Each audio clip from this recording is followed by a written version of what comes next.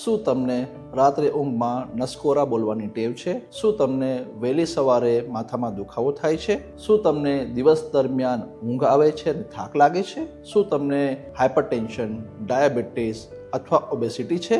આમાંથી કોઈ પણ 2 પ્રશ્નના જવાબ જો તમારા હામાં છે તો તમને ઓબ્સ્ટ્રક્ટિવ સ્લીપ એપનિયા હોવાની શક્યતા છે. સામાન્ય રીતે જ્યારે આપણે સૂતા હોઈએ છીએ ત્યારે આપણી માંસપેશીઓ ઢીલી પડી જાય છે, રિલેક્સ થાય છે. એવી રીતના જ આપણા ગળાની માંસપેશીઓ, જેને ફેરિંગ્સ કહેવાય છે, એમના મસલ્સ અને આપણી જીભ, એમના મસલ્સ પણ રિલેક્સ થતા હોય છે. પણ નોર્મલ કન્ડિશનમાં આ મસલ્સના રિલેક્સેશનથી આપણા વાયુપથમાં અવરોધ પેદા નથી થતો. જો તમને ઓબ્સ્ટ્રક્ટિવ સ્લીપ એપનિયા હોય તો આપણા ફેરિંગ્સના મસલ્સ અને જબાનના મસલ્સ, જીભના મસલ્સ વધારે રિલેક્સ થઈ જાય છે, જેના કારણે આપણી જીભ ગળાની પાછળની તાળુની નરમ પેશીમાં જઈને ચોંટી જાય છે અને એનાથી આપણા વાયુપથમાં અવરોધ પેદા થાય છે. ફેફસાની અંદર ઓક્સિજનનું પ્રમાણ ઘટી જાય છે, જેનાથી તમે ઉઠી જાઓ છો અને તમને ઊંઘ અસરકારક નથી રહેતી. એપનિયા અને ઊંઘમાંથી ઉઠી જવું,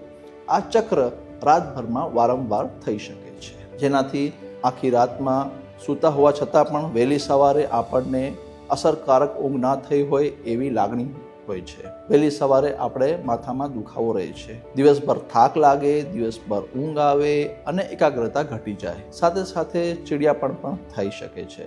ઓબ્સ્ટ્રક્ટિવ સ્લીપ એપનિયાનો સમયસર નિદાન કરાવવાથી એમના કોમ્પ્લિકેશનથી બચી શકીએ, જેવા કે હાર્ટ એટેક, સ્ટ્રોક, હૃદયના ધબકારાની અનિયમિતતા, જેને એરિથમિયા કહેવાય છે, હાઇપરટેન્શન અને બ્લડ પ્રેશર. મુખ્ય રૂપે ઓબ્સ્ટ્રક્ટિવ સ્લીપ એપનિયા થવાના અમુક કારણો હોય છે, જેમ કે ઓબેસિટી, સ્થૂળતાથી આપણા ફેરિંગ્સની દિવાલ એટલે ગળાની માંસપેશીઓની દિવાલમાં વધારે પડતું ફેટ ડિપોઝિશન થઈ શકે છે, જેનાથી વાયુપથમાં અવરોધ પેદા થઈ શકે છે. વધતી ઉંમરના કારણે ગળાની માંસપેશીઓની લચક પણ ઘટી જાય છે. નાનું જબડું, પાછળ સરકેલું જબડું, એનાથી પણ વાયુપથમાં અવરોધ પેદા થઈ શકે છે. મુખ્ય રૂપે ડૉક્ટર તમને ઓબ્સ્ટ્રક્ટિવ સ્લીપ એપનિયાની ટ્રીટમેન્ટમાં તમને લાઇફસ્ટાઇલ મોડિફિકેશન માટે કહેશે. લાઇફસ્ટાઇલ મોડિફિકેશન એટલે જીવનશૈલીમાં પરિવર્તન લાવવું.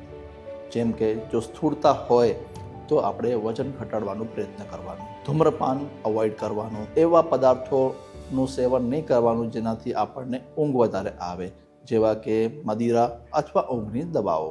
ઓબ્સ્ટ્રક્ટિવ સ્લીપ એપનિયાના નિદાન માટે સ્લીપ સ્ટડી કરવામાં આવે છે. સ્લીપ સ્ટડી એક એવી સ્ટડી છે જે રાતભરમાં પેશન્ટમાં થતા ચેન્જીસ રેકોર્ડ કરે છે, જેમ કે હાર્ટબીટ્સમાં શું ચેન્જીસ થાય છે, ઓક્સિજન લેવલમાં શું ચેન્જીસ થાય છે, કેટલી વાર પેશન્ટ ઉઠે છે ઊંઘમાંથી, એનું એક સંપૂર્ણ રીતે રેકોર્ડ થાય અને એક રિપોર્ટ બને, જેનાથી આપણે ઇન્ટરપ્રિટેશન કરી શકીએ કે પેશન્ટને ઓબ્સ્ટ્રક્ટિવ સ્લીપ એપનિયા છે કે નથી, અને છે તો એની તીવ્રતા કેટલી છે. ટ્રીટમેન્ટમાં મુખ્ય રૂપે ડૉક્ટર તમને CPAP મશીનનો યુઝ કરવાનું કહેશે, જેનાથી તમારા વાયુપથમાં પ્રેશર મેન્ટેન કરી રાખે શ્વાસ દરમિયાન અને તમારું વાયુપથ ઓપન રાખે અને તમારા એપનિયા અને ઉઠવાની જે સાયકલ છે એને ઘટાડી દે છે.